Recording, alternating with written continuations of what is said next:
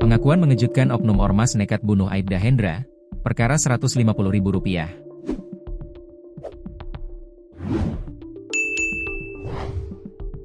Pengakuan mengejutkan oknum anggota ormas di Jambi hingga nekat bunuh anggota polisi bernama Aibda Hendra, ternyata perkara utang piutang. Diketahui, kasus anggota Polres Muaro Jambi tewas dalam rumah ini terjadi di RT 26, Kelurahan Pematang Sulur, Kecamatan Telanai Puta, Kota Jambi, pada Minggu, 18 Mei 2025. Setelah dilakukan penyelidikan terungkap, ternyata Aibda Hendra tewas dibunuh oknum anggota ormas berinisial N. Kasat Reskrim Polresta Jambi, Kompol Hendra Manurung pun mengungkap motif anggota ormas di Jambi inisial N aniaya hingga tewas Aibda Hendra. N menganiaya Aibda Hendra hingga tewas karena korban menagih utang senilai Rp150.000 kepadanya. Lokasi kejadian di rumahnya, RT 26, Pematang Sulur, Telanai Pura, Kota Jambi. Benar, sudah kita tetapkan sebagai tersangka.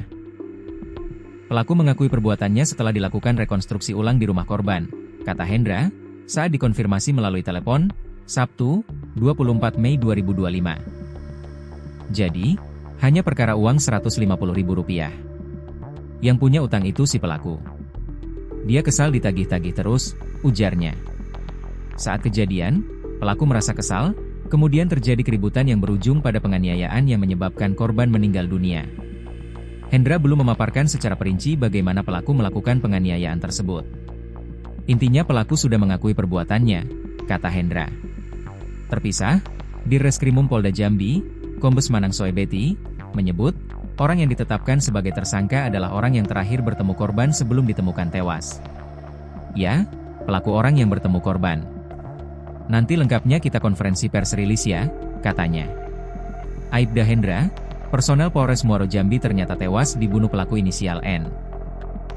Saat ini N telah ditangkap dan ditetapkan sebagai tersangka penganiayaan hingga tewas personel Polres Muaro Jambi itu.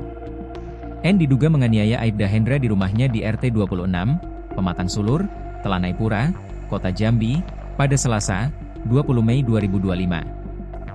Hal ini dibenarkan oleh Direktur Reskrimum Polda Jambi, Kombes Pol Manang Soebeti.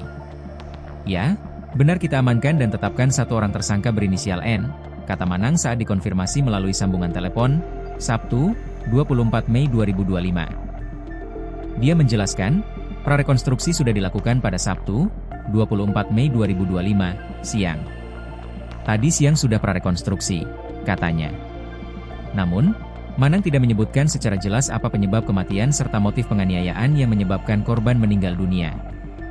Dia juga membenarkan bahwa tersangka merupakan orang yang terakhir kali bertemu dengan korban pada Minggu, 18 Mei 2025. Ya, nanti lengkapnya kita konferensi pers rilis ya, katanya.